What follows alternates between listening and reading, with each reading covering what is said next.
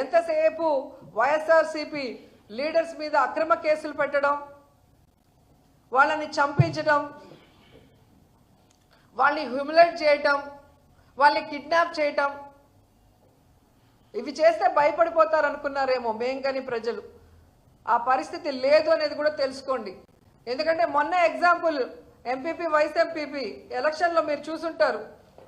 త్రిపురాంతకంలో ఏ విధంగా ఒక ఎంపీటీస్ని మీరు కిడ్నాప్ చేసి 3 రోజులు పెట్టుకొని నేరుగా ఎలక్షన్ హాల్కి తీసుకొచ్చి అక్కడ కూడా ఆ మీద అసభ్యంగా ప్రవర్తిస్తూ అమ్మాయిని బాధ పెట్టాలని చూసినా ధైర్యంగా వైఎస్ఆర్సీపీకి ఓటేసి జగనన్న మీద తనకున్న అభిమానాన్ని ఎలా చాటుకుందో మీరు చూశారు.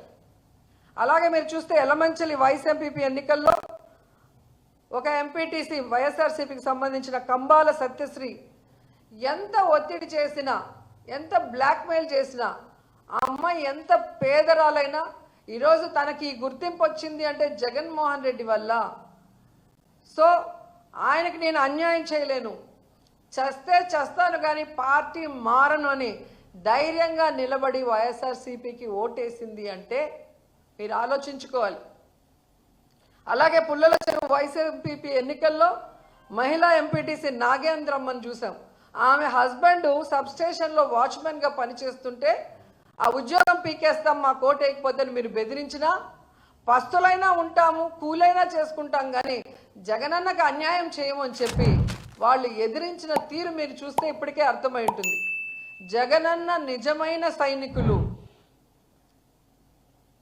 జగనన్న పార్టీకి, జగనన్న అజెండాకి ఎప్పుడూ కూడా కట్టుబడి ఉంటారు. ప్రాణాలు ఇవ్వడానికన్నా రెడీగా ఉంటారు. మీ రెడ్ బుక్లకి బ్లడ్ బుక్లకి భయపడే వాళ్ళు కాదు అన్న విషయం ఇంకనైనా తెలుసుకొని వాళ్ళు దగ్గర పట్టుకొని మీరు ఇచ్చిన వాగ్దానాల్ని నెరవేర్చడం మీద కాన్సన్ట్రేట్ చేయండి. అంతేగాని ఇలాగే ఇంకా వైఎస్ఆర్ కాంగ్రెస్ పార్టీ వాళ్ళని తప్పుడు కేసులు పెట్టి బెదిరిస్తాం, వాళ్ళని చంపేస్తాం, వాళ్ళని హ్యూమిలేట్ చేస్తామంటే ఇక చూస్తూ ఊరుకునే పరిస్థితి లేదని కూడా ఈ సందర్భంగా తెలియజేసుకుంటున్నాం. జగన్మోహన్ రెడ్డి ఈరోజు బయటకు వచ్చి నేరాల గురించి వాటి గురించి మాట్లాడుతున్నాడు. ఈ మధ్యన కొత్తగా వెళ్తాడంట, అక్కడికి వెళ్తాడంట. మరి నాగమ్మ ఇంటికి ఎందుకు వెళ్ళలేదు? పులివెందుల్లో చంపేశారు కదా, అప్పుడు ముఖ్యమంత్రిగా ఉన్నావు కదా. అప్పుడు నాగమ్మ నీ సొంత నియోజకవర్గం, వాళ్ళ ఇంటికి ఎప్పుడైనా వెళ్ళావా? కనీసం వాళ్ళ ఇల్లు ఎక్కడుందో కూడా తెలుసా జగన్మోహన్ రెడ్డి నీకు? నాగమ్మ ఇల్లు ఆ కనీసం వాళ్ళకి న్యాయం జరిగిందా? ఎవడైతే చంపాడో వాడికి శిక్ష పడిందా? దాని గురించి ఎప్పుడైనా ఆలోచించావా? మరి రమ్య, నువ్వు తాడేపల్లి నుంచి గుంటూరు ఎంత దూరం? మరి ఆ రోజు ఎందుకు పోలే నువ్వు రమ్య దగ్గరికి, రమ్యాల ఇంటికి? అప్పుడు ముఖ్యమంత్రివి కదా. ఈరోజు అంటే 11 సీట్లు సంపాదించుకున్న ఒక పులివెందుల ఎమ్మెల్యేవి, ఈరోజు వెళ్తానంటివి.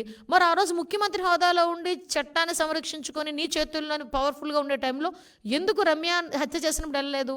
అనూషాన్ని హత్య చేసినప్పుడు ఎందుకు వెళ్ళలేకపోయావు? స్నేహలతను హత్య చేసినప్పుడు ఎందుకు వెళ్ళలేకపోయావు?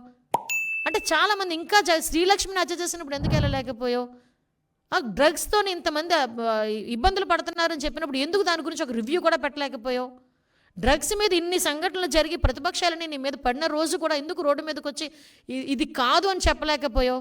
ఈరోజు శవరాజకీయాలు చేయటానికి, మా మీద బురద జల్లటానికి ఈరోజు బయటకు వచ్చి మాట్లాడుతున్నారు. వెళ్ళే ముందు నీకు ఆత్మసాక్షి ఏదో చాలా మాట్లాడతావు, నీతి నిజాయితీ ఏవో చాలా మాట్లాడతావు నువ్వు. అలాంటిది ఏదైనా కొంచెం మనసులో ఉంటే నేను ఇప్పుడు చెప్పినవన్నీ కూడా ఒక్కసారి కోరిలేషన్ చేసుకో. ఒకసారి అసలు నువ్వు ఇవన్నీ ఎందుకు ఇవ్వలేకపోయావు? ఈరోజు ఎందుకు రాజకీయం చేయడానికి చూస్తున్నావు?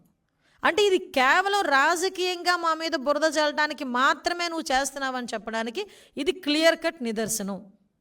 ఆ రోజు ఇన్ని అమ్మాయిలు మిస్ అయిపోతున్నారని పవన్ కళ్యాణ్ గారు రోడ్ల మీదకి వచ్చి మాట్లాడితే పవన్ కళ్యాణ్ గారిని ఆపి ఆయన మీద కేసులు పెట్టడానికి ప్రయత్నం చేసావు.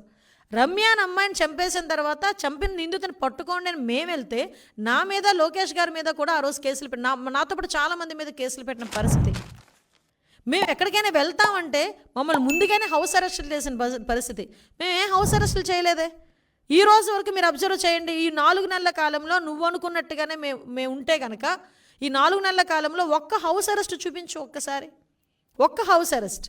నువ్వు జైలుకి వెళ్ళి ఎవరిని పరామర్శిస్తాను, నిందితుని పరామర్శిస్తాను, నేరస్తుని పరామర్శిస్తానన్నా మేము పర్మిషన్ ఇచ్చారు గవర్నమెంట్.